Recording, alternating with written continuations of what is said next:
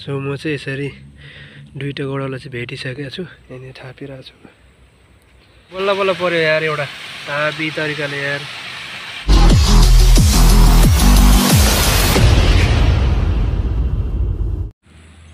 Hello everyone, दर्शक नमस्ते। So welcome back again new vlog है।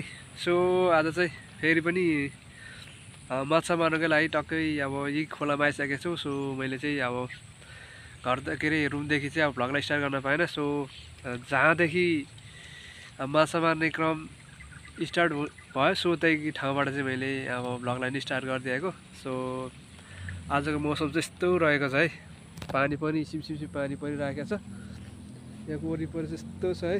आज यस्तो देखेको छ, घाम लागेको छैन, पुरै सिमसिम पानी परिरहेको छ। पानी चाहिँ पुरै धमिलो भएर आएको अवस्था होइन। सो अब माछा चाहिँ कतिको मर्छ। अब योभन्दा पहिलो मैले एउटा भिडियो हालेको थिएँ। त्यो भिडियो चाहिँ एकदमै धेरैजनाले मन पराइदिनु भएको थियो। सो एकदमै खुसी लाग्यो। सो अझै पनि अब एउटा भिडियो चाहिँ अब यस्तै दामी बनाऊ कि भनेर सोचिरहेको, तर भिडियोहरूलाई चाहिँ अझ राम्रो बनाउन सकिरहेको छैन। किनभने माछा पनि पर्दैन, माछा आउने त्यति समय पनि मिलेन। सो त्यही भएर चाहिँ आज पनि अब ट्राई चाहिँ गर्नेछु अब कतिको माछा चाहिँ मर्छ। सो सबैजनाले भिडियोलाई लास्टसम्म हेरिदिनु होइन, के कस्तो हुन्छ। अब माछा कतिको मर्छ त्यो पनि मैले तपाईँहरूको लागि मजाले देखाउने छु। यहाँको वरिपरि चाहिँ यस्तै छ होइन, तपाईँहरू पनि हेर्न सक्नुहुन्छ। किनभने अब एन्ड्रोइड मोबाइलबाट खिचेको भिडियोहरू पनि त्यति राम्रो पनि नआउन सक्छ, र पनि मिलाएर हेरिदिनु के त्यस्तै होइन। अब किनभने आफूसँग अब जस्तो छ त्यसैबाट चाहिँ नि मैले र पनि अब मेरो भ्लगमा चाहिँ केही गर्छु भनेर चाहिँ मैले अब लागिसकेपछि जस्तो भए तापनि आफूमा होइन त्यसलाई सक्सेस गर्ने कोसिस गरेको छु। कतिको हुन्छ त्यो अब गर्दै गएपछि थाहा हुने कुरा हो। अब तपाईँहरूको साथ सपोर्ट छ भने अवश्य गर्न सक्ने छु।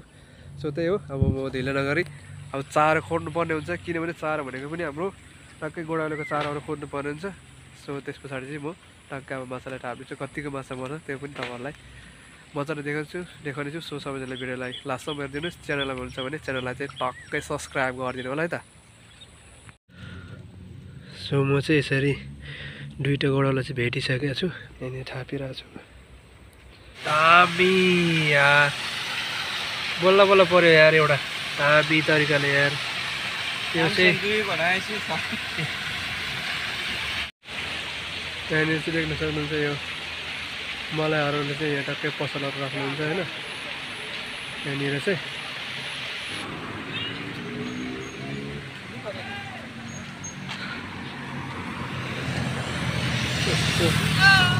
स्टोर हो नि स्टोर साला चोर।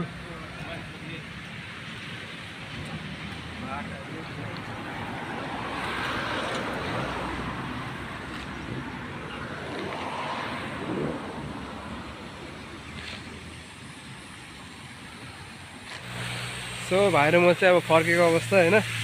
किनभने अब बाढी आयो, त्यही भएर माछा पनि पार्न सकिने, एउटा दुईटा पार्यो। सो हामी चाहिँ फर्किसकेको अवस्था होइन।